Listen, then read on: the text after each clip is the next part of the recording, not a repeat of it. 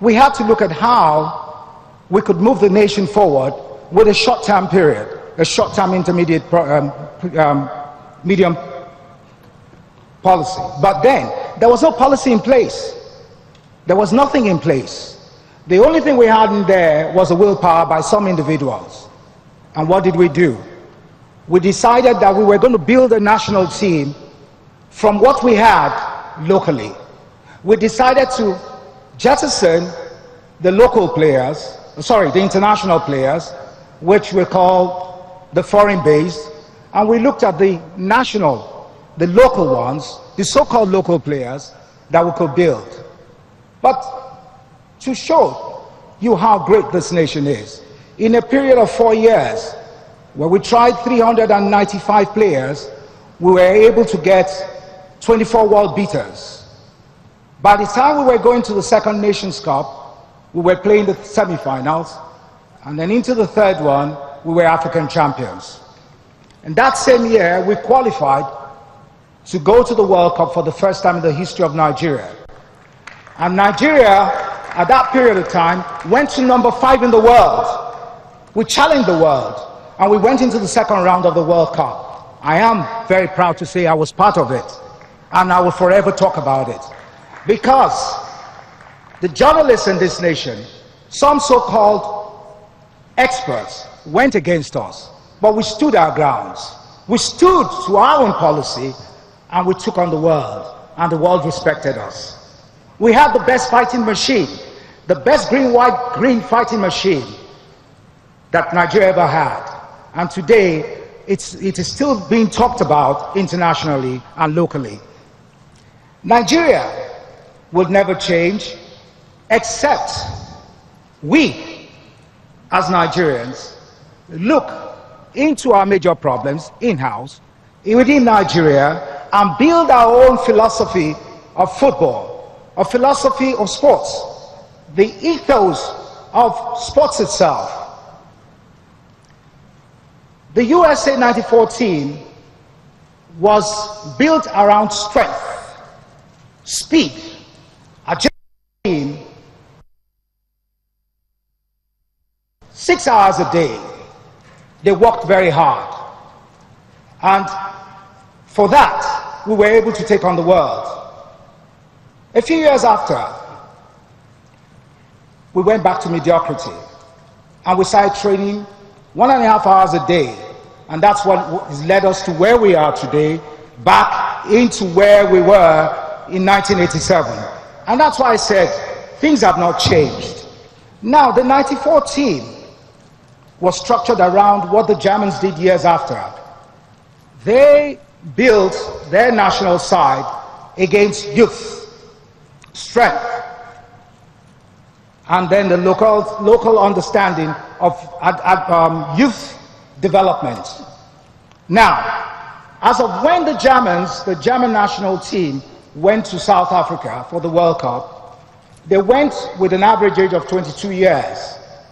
And what did they do? They told the world they were there just to get as far as the quarterfinals, but they went as far as the semifinals. They excelled. In 1999, we hosted Nigeria 99, which was the World Under-20 Championship.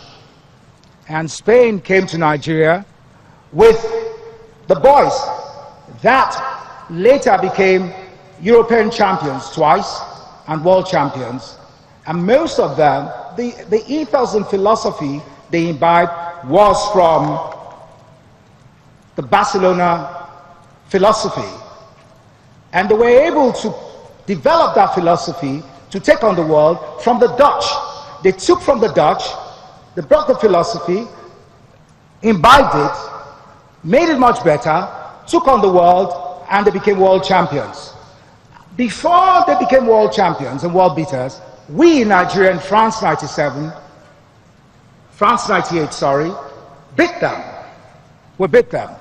But what we did then was we had a team, I remember very well, that when I asked them, when we were about to go for the second round, when we were to play Denmark, I asked the players, Denmark is a team we've got to be very careful of.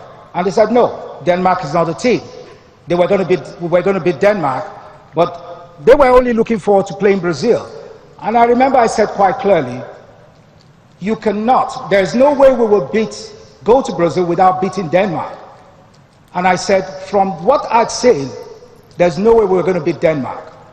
And I remember Denmark came and beat us 4-0.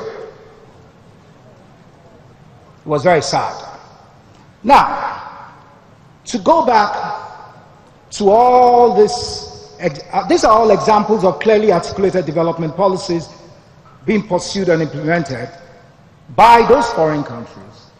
But then we have refused to develop anything. What we've done is a fire brigade approach and using age competitions to win World Cups and celebrate mediocrity. I am not saying Nigeria hasn't got the machinery to win Junior World Cups. We do have them, but we need to go into the system, the secondary school system. We need to go into the primary school system to build a new generation of green, white, green fighting machines. We need to go away. We need to go away from a system where politicians use football just to gain names for cheap popularity, but to go away from that and build a green, white, green fighting machine that will fight the world and take the world down, because Nigeria has it. And Nigeria can never ever go down if the right thing is done for this nation. Grassroots policy, it's very, very important in this issue. The foundation of the game is the future of the game. If you do not build a grassroots policy, not the grassroots we use in stealing money in this country, but the genuine grassroots, where technical centers are built for those little boys, those brilliant Nigerian kids, both boys and girls, that can come and be world beaters.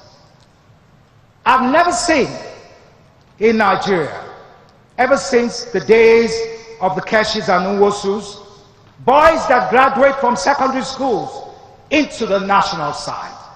It does not happen anymore. You don't have true 17-year-olds playing for the national side, because we have jettisoned grassroots football and we have let mediocrity thrive. Schools are obvious partnership candidates for helping establish the right foundations. We need to reform our football federation and make resources available to schools, taking advantage of regional approach to enable them encourage and nurture young talents from primary school through secondary school into the tertiary institutions. An avenue must be provided for talented individuals alone. The challenge before the administration at the epics of the game, the NFF, will be to allow enough devolution such that the system can identify talent at an early enough stage. It must itself then provide for the talent to be nurtured through the regional to the national stage. The high-bound body that presently rules the roster needs to be looked into to carry out that task. The antediluvian disposition to control everything from the center that presently operates is retrogressive and counterproductive. We must go away from this retrogressive attitude, this mediocrity act of things. As a people, we are constantly and consistently wedded to the false allure of instant gratification. Football as a sport and a sports business is not an area in which instant gratification plays out. I recommend the selection and adoption of a number of schools across the 6 regions to operate as model colleges through which a bottoms-up grassroots policy is delivered. The nation's professional clubs will come into business later. I will talk about that later.